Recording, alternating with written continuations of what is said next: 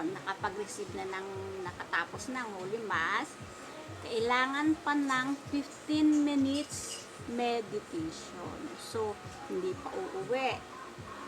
Kailangan mag-stay ka pa ng 15 minutes meditation. So, hindi kailangang mag-spray ka. Ang kailangan ay meditation. So, dito mo naman mananahimik ka at ikaw naman ang makikinig sa ating Panginoon. So, mag-i-stare ka lang doon sa Blessed Sacrament.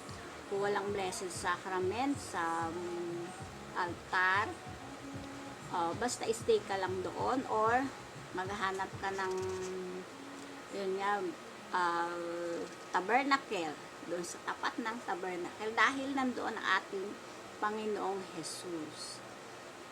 Stay 15 minutes o kahit 5 minutes upang dumaloy ang biyaya ng Panginoon. O kung alis ka kaagad, andyan yung biyaya, nakaalis ka na.